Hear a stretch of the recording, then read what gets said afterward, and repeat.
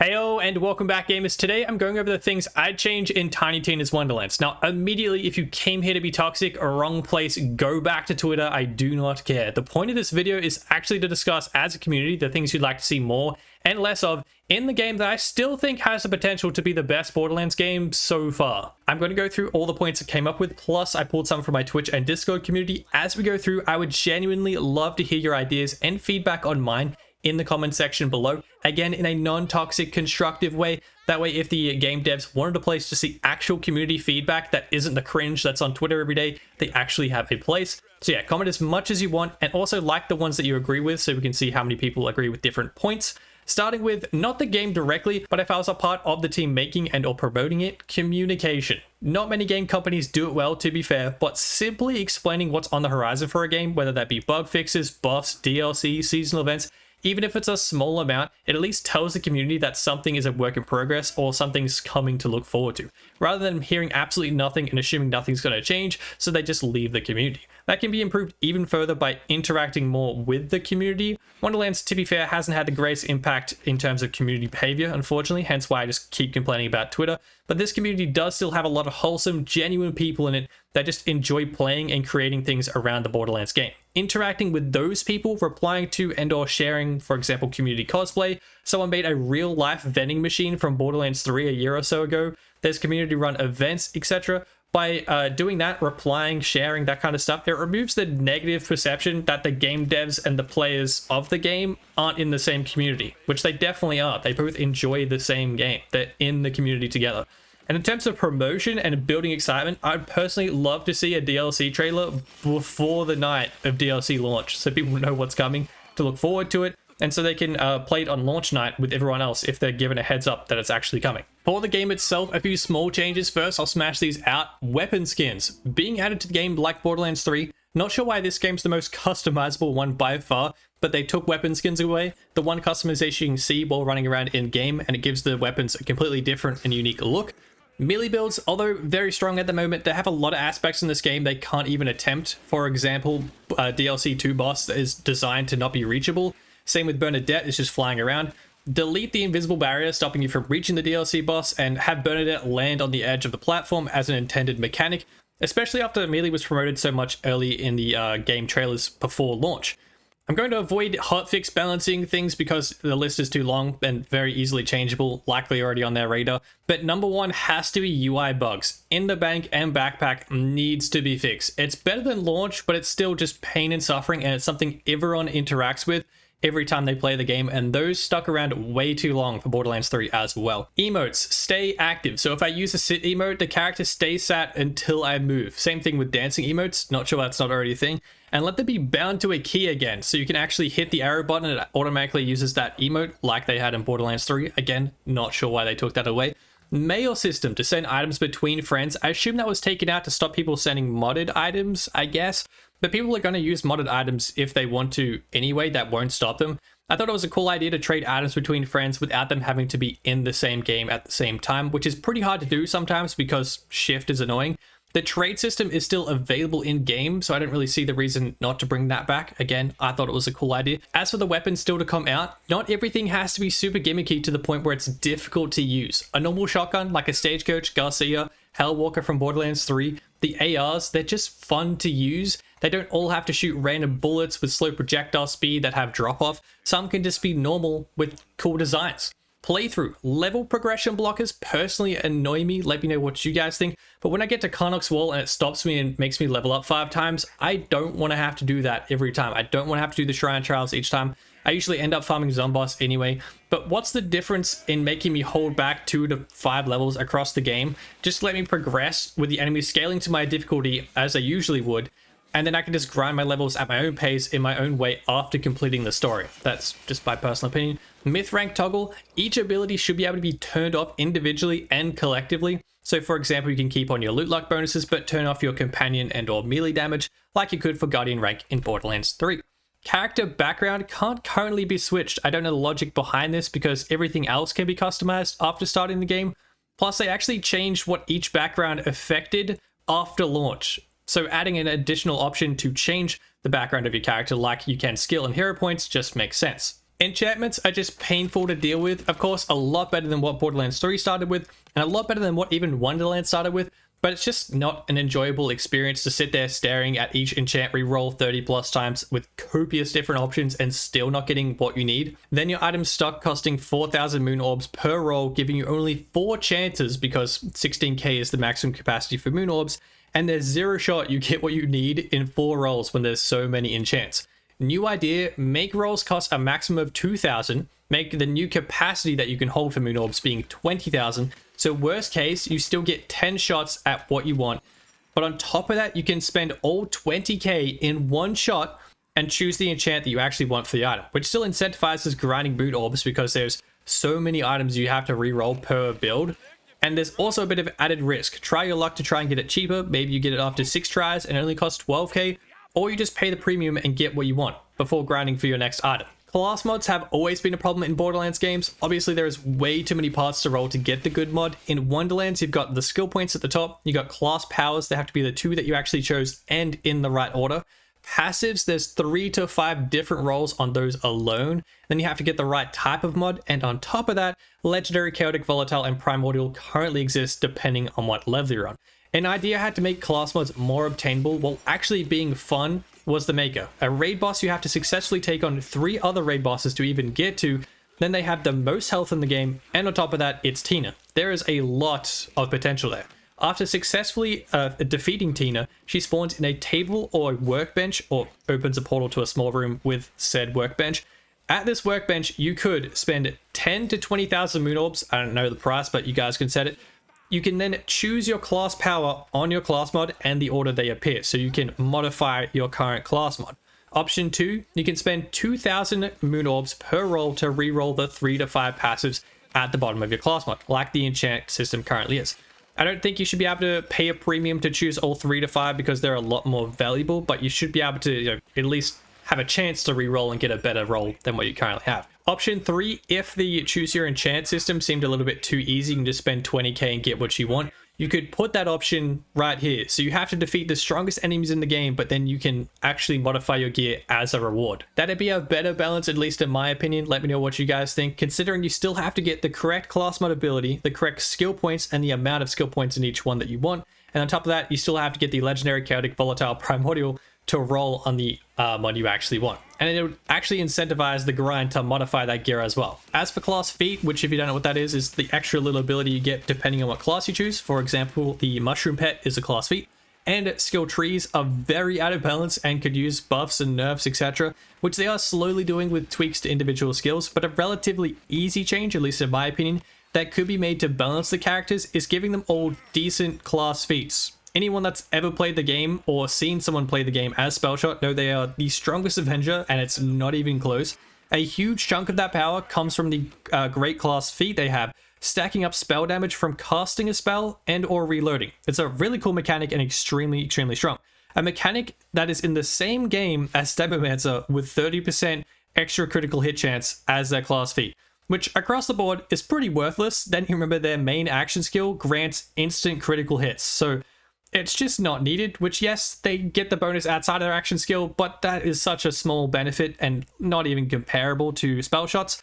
The 3 pets are kind of hard to compare against plain damage for spell shot, but are unique in themselves at least. Small point though, Spore Warden and Graveborn pets both have an extra interaction. Demi-Lynch has a unique attack after spellcast, and the mushroom attacks enemies that have been pinged by your character as well. Claw's Dragon is just Claw's Dragon. Burr is also very solid, unique, gives extra damage, but it's only 10% bonus frost damage on action skill start, I believe, for 15 seconds, which is harder to proc versus 50 to 80% spell damage for casting a spell and reloading, something you can do constantly. In my opinion, I would buff Burrs slightly to make it more stackable like spells, give Claw's Dragon a unique attack based on a character interaction, and give Stabbo something worth it, like crit damage, stacking mechanic. Doesn't have to be insane, just something. Dedicated drops, a big one for me, making all bosses respawnable. There is a huge list put together with all the unique bosses created and spread across the game that don't respawn after you kill them in the story. Why waste that potential? make them all respawn, spread the loot out like they did in Borderlands 3, giving each boss 1 or absolute maximum 2 dedicated drops, significantly improving the loot system and adding a varying amount of endgame content. In my opinion, 40 to 50% of weapons shouldn't drop in the world drop and or loot bunny system, so there's actually incentive and fun to be had elsewhere in the game, which I'll talk about a bit more in the Chaos Chamber points. Unique weapons, the purples and blues with the red text that come from the side mission bosses in the game, should be added to their loot pool, making them farmable once they respawn, adding even more viable weapons to use in a playthrough, but also endgame as well. Just don't make them affect the legendary drop chance, please. DLC items, in my opinion, shouldn't drop from Chaos Chamber bunnies at all, and they definitely should not drop from people who have not purchased the DLC. They can't use those items, they're locked in their inventory, and they're just crowding their loot pool and drop rates, and that is a horrible system. The loot lock system, another big one for me and my channel. For farming to be an enjoyable experience for dedicated drops, they should be approximately 8% for someone with about 10,000 loot luck. That means they have full level character, Chaos 35, they've done the loot luck shrine, they have a loot luck enchant on one of their items, which I believe is only shields, and half of the dice, aka they've completed a full playthrough with a little extra effort by getting, some of the dice, they've done the loot luck shrine. That is a good amount. It's a little bit lower than most of the other Borderlands games, but it's because they haven't fully specced into the loot luck system. But if they don't want to do that, it's still an enjoyable experience. With the full loot luck, approximately, I think it's like 66,000 at the moment, with all of the dice, the loot luck shrine, Chaos 35, level 40, luck enchant, luck necklace, and full myth rank, in my opinion, it should be at least 13 to 15%. That is a lot of extra time and effort most players will never go to. Currently, LeChance has 3 dedicated drops. 19.1% dedicated drop chance divided by the 3 drops he has is just over 6% chance with maximum luck, which is just painfully slow. Which, by the way, this is coming from somebody who has farmed him over 2,000 times for a ×3 cryo soul explosion and still hasn't got it. I have 10x the patience of most players, and I still think it is way too low to be a fun experience. As for the Chaos leveling system with the Chaotic Volatiles Primordials, the Chaos tier items is an okay idea. No Borderlands system seems to really nail it. I did see a poll on Twitter, I'm pretty sure from Moxie, I'll pull it up if I can find it, comparing the Borderlands 2 OP system, the Borderlands 3 Mayhem system, and the Chaotic system from Wonderlands. And I think there's problems with all of them and benefits to all of them, which seem to be the same opinion of most people in the comment section as well. Again, let me know what you guys think. I think the main problems with the Chaotic system is there's other problems in the game, other aspects in the game that need improving that affect the Chaos system a lot, aka the loot luck system. You get greens and blues at Chaos 35 with max luck, and a primordial drops on that. That is just not a fun time. Legendaries also just need buffs at Chaos 35, so volatile/primordial versions of guns seem strong and worth their rarity. They're also too rare still. At Chaos 35, in my opinion, Chaotix shouldn't have gone down in drop chance. They should have just become the standard legendary at that higher level, seeing as normal legendaries are just too weak to do anything against enemies with 1000% extra health. Also, small side note, they should have varying colored beams and noises to separate Chaotix Volatiles and Primordials, so again, they seem more special when they actually drop. The Chaos Chamber and levels with them, in my opinion, which I know is shared by a lot of people, is there's already too many levels, and they definitely released Chaos 35 way too early, pushing people away, unfortunately. But for the future, I assume their plan was, or still is, to release more Chaos levels. I don't think many people want that, primarily because it's just a repetitive, boring grind to do on each character. A relatively easy fix to stop players burning out before they even reach the endgame is never require them to do more than 10 Chaos Trials to reach the max level. Because once they've finished that long repetitive grind, the endgame is currently that same repetitive grind. So instead of it being 1 to 2 levels per trial based on what level you are, it should be 5 levels per Chaos trial, taking a total of 7 runs to hit Chaos 35 from Chaos 0 or 1. And even if they bump it up to Chaos 50, it's a maximum of 10 runs for each character, which isn't too bad, particularly comparatively. The Chaos Chamber idea, by the way, is fantastic. It's extremely unique, and there's only a few changes I think that I would make to make it a better system. Some of the modifiers, for example, are just horrible. It's not that they're a difficult challenge, they're just not a fun experience, and often just the opposite, making people want to stop playing that aspect. aka just the blatant damage nerfs like Toothless, aren't challenging. They just ruin all your damage output. Same concept with the Elemental Overflow. If you're a Burrow main doing frost damage and all the enemies are suddenly immune to frost damage, what are you supposed to do? Use a different element, sure, but why design a whole skill tree around frost damage buffs and then make enemies immune to frost damage? Stay Back is another one. It just destroys melee builds in particular because they have to get point blank with enemies and they'll down themselves trying to do that. Personally, I think all of those should just be removed. I'm ignoring all the ones that could be considered a difficult challenge at their core if other aspects of the game were fixed, aka roguelite instant kills you instead of save your soul, in a mode with limited lives where enemies can one-shot you because chaos scaling went burr and shield capacity stayed exactly the same. Fix shield and damage scaling and that isn't an instant failed run curse anymore. There's also a few that just need bug fixing, like the Cryo Ball or Frozen Vengeance, I believe it's called. Sometimes just can't take damage at all, so those things just need to be fixed. The raid bosses in the Chaos Chamber are great. Really cool design, mechanics, no immunity phases, absolutely smashed it, except they didn't give them worthwhile drops that drop exclusively there. The Maker, for instance, they dropped the Queen's Cry pistol, which is a great pistol, but why farm it from her when I can just get it from the loot bunnies? Give them all their top tier loot in the game that can even just be achieved by buffing their existing loot pool to be top tier, and then take those items out of the world drop system and the loot bunny system, because otherwise, where's the reward for completing the toughest enemies in the game? And Chaos Chambers can't be the only endgame content. Endgame is lacking, and they only want people to play the Chaos Chamber. Surprisingly, we got bored of that because it's the only thing incentivized, but they already have a heap of great ideas in their previous games they could implement and or adapt to this game, because it is a Borderlands game. Side note, I don't know why they dislike that concept, but the community that brought this game got it because it was a new Borderlands game. Sure, they had a stat somewhere, I think 30% of Wonderlands players hadn't played a Borderlands game before, but that still leaves 70%, and I guarantee you the vast majority that are still here are long-term fans that would love to see those concepts reimagined in Wonderlands and are proving great ideas, so I don't see why new players wouldn't also enjoy that. The Melee 1 Takedown is one of the best endgame content ideas in a Borderlands game, mobbing areas with 2 different unique raid bosses, each with their own worthwhile gear. That's the main distinction. There's always an incentive and reward to play it, and there's also just fun to test builds out on and even speedrun as well if that's your jam. Wonderlands DLC so far could have been on the same level as that very easily. They just executed it comparatively, if I can say that word, very poorly, especially when considering the takedown was free.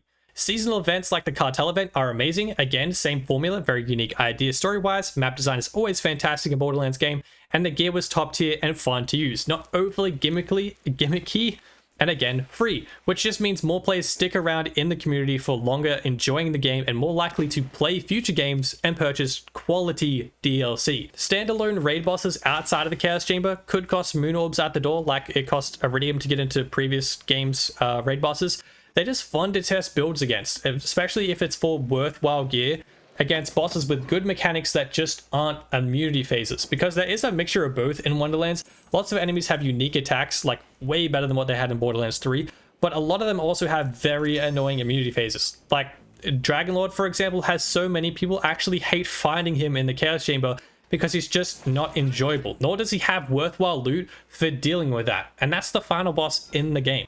The trials at the end of Borderlands 3 were great. Incentive to complete them quickly was a unique, fun aspect, with the reward of Classmods, one of the hardest, most impossible items to get good rolls of in any Borderlands game. Plus the true trial raid boss health switch was a great additional endgame challenge. Again, just a varying amount of content. Slaughter Shaft domes, whatever you want to call them, round-based arenas with wave after wave of enemy, is also a great idea for during a playthrough, but also endgame as long as they work. The only reason I didn't really play them much in Borderlands 3, one of them glitched to drop the loot out of the map from launch to this day. It still happens.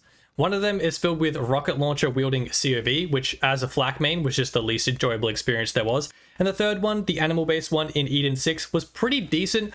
Mostly the loot wasn't worth the time. You did 5 rounds for a small chance at a Maggie or a Lauda, which you could just get from the world drop system a lot faster anywhere else. So again, it almost always comes back to worthwhile loot for time spent and enjoyment. An idea I had for leveling: people don't want more chaos levels because they're extremely boring to grind. Regular levels gives too many skill points, destroying different build options. I, to be fair, don't know the answer to the corner they kind of backed themselves into with this, but a suggestion I've talked a fair bit about with my Twitch chat is adding one extra skill tree per character further down the road with one level cap increase. So you would have 4 trees like you had in Borderlands 3, making build diversity insanely good with multiclassing in Wonderlands. Having heaps of level cap increases pushes people away, but I think one decent worthwhile level cap increase with all of the new trees would bring a lot of excitement, and people wouldn't mind looting up again for that payoff. And as for the beloved DLC or PLC, for some reason they call it that, obviously all parties involved know the post-launch content has been the biggest miss in a Borderlands game, but again, without being toxic, let me know what you guys want to see in a future DLC. Personally, I'd like, and I know my Twitch and Discord community would also like to see, more story and endgame content added. Their D&D theme has literally unlimited potential for different stories, and they did great with the main story and all the side missions in this game. So in my opinion, just continue with that. A Borderlands 3 style, or honestly any other Borderlands DLC style story DLC, but the problem with that was once they were done, you'd finished it, you took the loot and you left. Include an endgame element to it, like a unique takedown for that area, a trial, a round-based arena. Just don't send everybody back to the Chaos Chamber. Give them a reason to actually stay there. There's a lot of beautifully designed maps and bosses in this game. Many haven't even explored because there's no incentive provided to actually go anywhere but the Chaos Chambers currently. Genuinely very interested to know what you guys think of these. If you have any other ideas or if you have improvements for my ideas, please let me know in the comments and write them as condensed, straight to the point as possible. If everyone treats the comment section as if the devs were reading it for feedback and ideas, not toxic, just constructive ideas they think would actually make the game a more enjoyable experience for everyone, then they might actually read it and those implementations could happen. They did it for Borderlands 3. But that's the video. I hope you guys enjoyed. Subscribe if you want. I'll catch you guys next time. Adios.